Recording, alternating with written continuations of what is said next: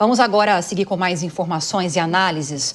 Lá de Brasília, o ministro do Supremo Tribunal Federal, Edson Fachin, votou para manter restrições a operações policiais nas favelas do Rio de Janeiro. Durante o julgamento da ação sobre a DPF das favelas, Fachin reiterou uma série de diretrizes que devem ser seguidas pela Polícia Militar. Entre elas, a obrigatoriedade de divulgar informações sobre mortes ocorridas durante essas operações. Durante a fala ainda, Fachin foi interrompido pelo ministro Alexandre de Moraes, que disse que todas as ações policiais precisam do armamento mais pesado possível. Vamos acompanhar também o que ele disse. Qualquer operação contra milícias, contra o tráfico de drogas, me parece óbvio que o armamento a ser utilizado é o armamento mais pesado possível que a polícia tenha. Isso aqui. É impossível que nós aqui, no Supremo Tribunal Federal, nós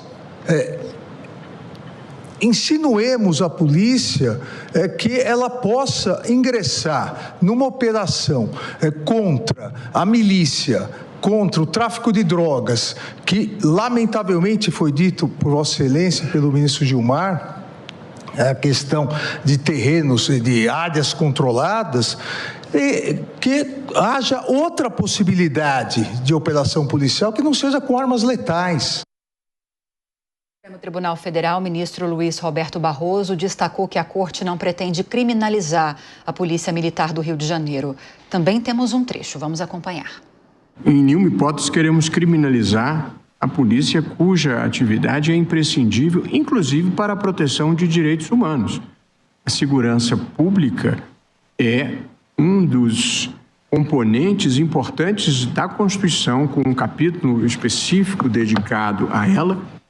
E embora a criminalidade tenha, sim, causas sociais, causas na pobreza, causas na desigualdade, é preciso não esquecer que pobre também precisa de segurança pública. Raquel Galinatti, a gente trouxe dois argumentos de ministros que são válidos para a gente tratar aqui na mesa, mas eu quero começar com esse trecho que nós separamos do ministro Alexandre de Moraes, em resposta a essa decisão de Fachin de manter essas restrições da DPF, das favelas, trazer também novas restrições, além daquelas que já estavam previstas para a atuação dessas operações policiais nessas comunidades do Rio de Janeiro, porque Moraes tocou num ponto que, trocando em miúdos, ele quis dizer quem somos nós, como ministros, para dizer que armamento, por exemplo, que a polícia deve usar nessas operações nas favelas, nessas comunidades, de que forma é que a polícia deve agir durante a condução dessas operações nessas comunidades. E aí ele falou sobre o armamento pesado que muitas vezes é necessário nessas operações. É por aí ou não? Boa tarde a todos, boa tarde à nossa audiência qualificada e às minhas queridas amigas de bancada. Primeiro, nós temos que dissociar, separar política de estratégia. Infelizmente, as polícias, elas estão afetas a ingerências e a comandos políticos e ideológicos. E quando a gente contamina instituições de Estado tão relevantes para o combate ao crime com posicionamentos políticos, o erro, claro que é factível. Na decisão da DPF, aliás, a gente nem vai entrar no mérito de terem extrapolado o que previamente descreve dos norteios de uma decisão quando está em sede de ADPF, numa liminar. Políticas públicas, elas não são impostas através de uma ADPF. Primeiro, eu quero falar que, como diretora da Associação dos Delegados de Polícia do Brasil, nós fomos a única entidade representativa das forças de segurança que ingressamos no STF como amicus curiae para justamente elucidar o grande erro ao tomar essa decisão de forma monocrática. O ministro Alexandre de Moraes teve uma fala certeira ao dizer que decisões, elas são diferentes do que a atuação no combate ao crime de forma concreta e pragmática. Em primeiro lugar, nós aqui não estamos defendendo a entrada desordenada, descoordenada com armamentos bélicos e a matança generalizada. Caso contrário, estaríamos equiparando forças de segurança a criminosos e executores, e até mesmo a terroristas. O que nós estamos falando é que estamos andando num passo tão perigoso para o que Durkheim diz que é uma anomia social. É uma ausência de implementos, de regras do Estado, o Estado abandonando aquele terreno já solidificadamente marcado por facções criminosas e que ali estão no combate por disputa de território, e a polícia impedida de poder ter a sua atuação no controle.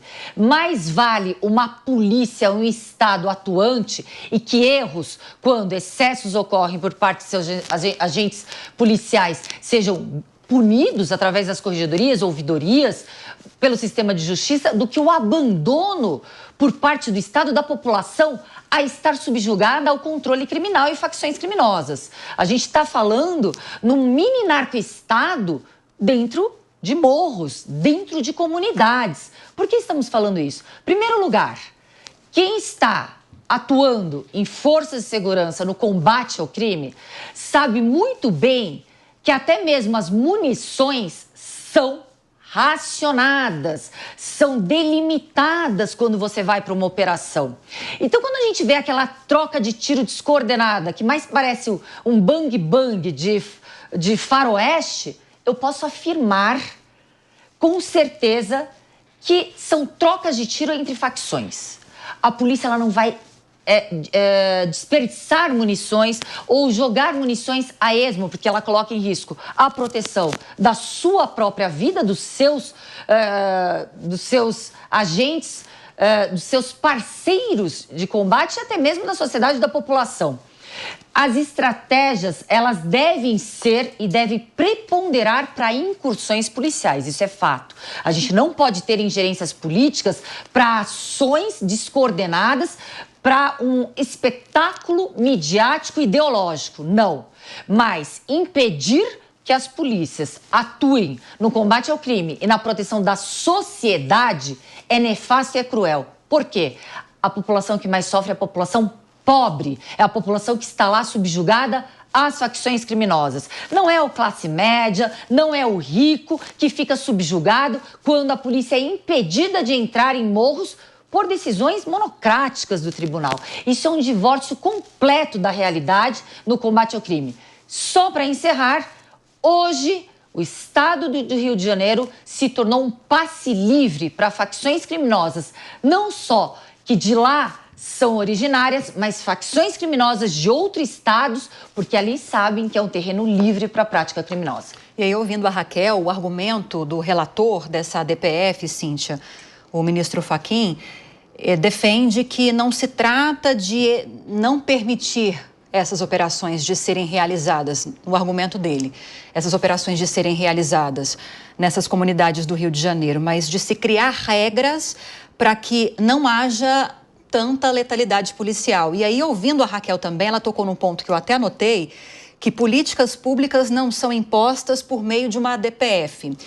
E essas determinações e essas medidas de Fachin foram dadas para garantir segurança nessas operações, foram dadas no contexto dessa DPF. Eu quero te ouvir sobre essas aparentes contradições e, se não for dessa forma, por exemplo, Fachin não enxerga que o Estado, para ter tomado essa decisão, eu imagino que ele não enxerga que o Estado esteja sendo eficiente para evitar a letalidade policial. Então, de que forma, se não por meio dessas medidas, o STF pode agir para que o Estado tenha uma ação mais efetiva? Bom, primeiro que, de fato, não é exatamente um papel do Supremo fazer isso, né? Então, não é o Supremo que vai estabelecer políticas públicas. A gente vive um momento que parece que quem balança o cachorro é o rabo e não é o contrário. Uma situação, assim, muito estranha, no mínimo. E também, com todo o respeito que se deve aos nossos ministros, é mais fácil estabelecer-se algo assim por detrás de uma caneta e numa assinatura. Porque, de fato, quem está lá no enfrentamento não sou eu. Talvez aqui na nossa mesa a gente tenha alguém que pode estar lá, mas as outras de nós não. Então, eu acho só, Lívia, um passo atrás, quando se fala da letalidade da polícia, dá a impressão, assim, que a polícia vai para lá só para matar, mas não se contabiliza também as mortes dos policiais. Então, essa letalidade está dos dois lados. E do outro lado, e de quem está lá dando a vida, protegendo, ganhando salários que muitas vezes não condizem com o perigo que se coloca em essas pessoas. Eu acho que realmente é uma inversão de valores. Nós temos que ter políticas públicas, ninguém aqui está pregando a violência gratuita, ninguém está pregando que se tenha que sair matando arbitrariamente, nada disso. E quem me conhece sabe, eu sou uma pessoa pacifista por natureza. Mas também não dá para a gente, é uma das poucas vezes que eu concordo com o ministro Alexandre de Moraes, que não dá para a gente desarmar a polícia e falar assim, chegue lá com uma bandeira branca ou com um estilingue, seja o que Deus quiser. Então, não é dessa forma, não é numa canetada. São políticas públicas que passam por coisas que todos nós sabemos, só que ninguém nunca põe a mão. São questões de educação, são questões realmente de combate a que a gente tem aí uma inviabilidade. Como é que esses bandidos têm acesso aos armamentos? Então, se há uma corrupção dentro da polícia, se há uma corrupção dentro do exército, há uma coisa, isso tem que ser combatido. Mas não é dessa forma, simplesmente dou uma canetada dizendo, olha, policial, vocês têm que matar menos. Não é dessa forma. E tem que contextualizar, né? Ninguém quer autorizar uma polícia miliciana. Isso não é o intuito de ninguém, ninguém sai ganhando. E eu só vou discordar uma fala da minha colega de mesa aqui, a delegada Raquel, uma coisa que eu acho que não é só a pessoa de baixo poder aquisitivo, quem está nas comunidades que sofremos todos nós, porque quando uma polícia é tolhida o tempo todo, ela não vai deixar só de atuar lá, ela vai deixar também de atuar em outros lugares, porque se ela não for credibilizada nas suas atitudes, eu, se fosse policial, falei, bom, eu estou fazendo, se eu não posso fazer, a corregedoria vai em cima de mim, mesmo que eu haja corretamente. Então, acho que tem alguma coisa muito errada. Não é, Lívia, não é numa canetada. É um processo humanizatório de um país. Agora, eu não sei, parece que não é do interesse de ninguém, ou pelo menos de quem tem o poder nas mãos. Só para complementar, nossa, perfeita a sua fala, a sua abordagem. Só para complementar, se existem erros e erros de políticas públicas, os responsáveis devem ser responsabilizados. No caso, ali no estado do Rio de Janeiro, existe a Secretaria da Polícia Civil, Secretaria da Polícia Militar, o próprio governador, e ali a responsabilização de acordo com decisões e atos equivocados. Agora, impedir a atuação do combate ao crime é fortalecer justamente a proliferação de facções criminosas. Agora, Ellen, e também depois já quero que você emende também, Mônica, por que essa questão acabou sendo tão ideologizada? A gente tem até uma frase em destaque aí na nossa tarja do ministro Luiz Roberto Barroso, presidente do STF, durante essas discussões da ADPF das favelas, dizendo que não é intenção do STF criminalizar a Polícia do Rio. E aí mostra o quanto o debate, muitas vezes, e aqui a gente tem a Raquel, que é muito técnica, nessa questão da segurança pública, a Cíntia também na área do direito, mas a gente consegue ver que, muitas vezes, essa discussão, ela resvala essas questões técnicas e vão, sim, para o campo político. Por que isso acontece nesse tema especialmente? Acontece com tudo, mas nesse parece que fica mais evidente. Esse é o tema que é a grande questão da nossa sociedade hoje, né? Quer dizer, a inflação agora conseguiu passar na frente na última pesquisa, mas a grande questão, e a gente ano passado era ano, né, de eleições municipais, eleição municipal em tese, o município... Agora isso está mudando, mas não teria muito o que fazer com segurança. E aí o que acontece? Virou o grande tema. É a grande dor da nossa sociedade. É uma sociedade violenta, é uma sociedade em que as pessoas não têm segurança, as pessoas em geral. E aí, sobre ele, há um entendimento muito ruim no país inteiro. Eu conversava com uns estudiosos da área que estavam numa convenção recentemente nos Estados Unidos e foram secretários de segurança de municípios, de estado, para participar dessa convenção sobre o tema. E aí esses estudiosos ficaram assim, muito chocados com o grau de desconhecimento do tema, desconhecimento técnico, por parte de secretários que, por exemplo, achavam que El Salvador é uma grande referência, né? Então, assim, esse negócio, ele virou... É uma pauta super ideologizada, mas no Brasil tem uma coisa... Tem um livro do professor Marcos Mendes, que é um economista, que ele fala sobre políticas públicas que deram errado e outro políticas públicas que deram certo. A gente tem muita coisa de querer corrigir a realidade através da teoria, né? Então é isso, quer dizer, o Supremo quer corrigir um problema da realidade com uma teoria. Não tem como você fazer isso. Não se corrige dessa forma, né? E aí o que acontece é, ao invés de você ajudar, você acaba piorando, contaminando um debate que deveria ser sério e técnico com questões que são puramente ideológicas. Nem a esquerda, nem a direita tem boas respostas para esse tema no país. Não tem. E as respostas dadas são respostas falaciosas, que são de forma muito erroneamente fáceis, e não é assim que você vai resolver. Muitas vezes contaminadas pela ideologia, só pelo fato de vir de um lado ou de outro, né? Mônica. Algumas coisas, puxando o que a Ellen disse, né? Não há análise de impacto. As políticas públicas não são feitas com análise de impacto e, inclusive, regulatório. Essa questão das indicações políticas para secretários, assim, se a gente tivesse todos os secretários de segurança pública, Raquel Galinatti, você não quer assumir o país inteiro? Faz diferença. Você vê, ela fez um ano novo em Santos, na praia, encheu a praia de gente e não teve nenhuma ocorrência. Então, quando há um pouco de inteligência, um pouco de conhecimento e pensamento na prevenção, você consegue fazer diferença, consegue ter resultado. Mas no Brasil nós não temos esse olhar, porque a grande maioria dos secretários são indicações absolutamente política. E aí, por que fica essa discussão ideológica? Porque a polarização virou uma coisa onde ou você acha que bandido bom é bandido morto, ou você acha que, coitadinho do bandido, ele é um injustiçado pelo sistema. E não existe mais o meio termo da discussão, que é olhar e dizer, está havendo mais violência do que deveria? A Raquel não gosta do termo letalidade policial, a Cíntia falou bem, a Raquel até sorriu aqui, ela detesta. Não gosta. Então, está havendo, nós vamos concordar que não é normal um policial jogar alguém da ponte? Vamos concordar que não é normal 2 policiais pegarem um estudante desarmado sem camisa e dar um tiro a queimar-roupa? São os excessos. Pois é, então, se nós concordamos que... Mas é que os excessos... São criminosos. Ali eu considero nem policial, não considero colega. Atos assim que são elucidados, que são mostrados, não demonstram o comportamento de um policial, demonstram o comportamento sórdido de um criminoso. E acabou. Agora, generalizar toda uma instituição séria ou instituições sérias pelo comportamento de criminosos que entram e se filtram em instituições, e criminosos, eu digo não só de criminosos no âmbito de crimes patrimoniais, o crime contra a vida, né? A gente fala de tortura, tudo é prática criminosa. Então, isso eu rejeito como colega, como policial, e nunca deveriam ser parâmetro para nortear instituições policiais. Pois é, você vê, eu estava falando desses casos para dar um exemplo de que todos nós concordamos.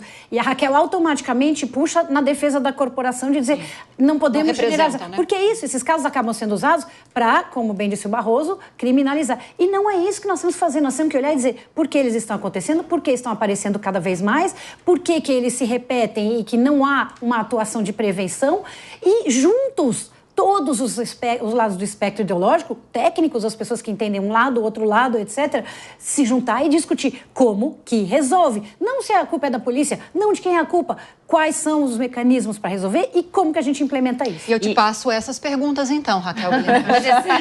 Mas eu acho que o debate está riquíssimo e todas aqui com pontos de vista diversos e que são coesos no mesmo sentido, no mesmo olhar. É a riqueza de terem vários olhares a respeito do mesmo fato e que a gente pode evoluir nesse debate público que deveria ser assim, quando a gente fala em segurança pública.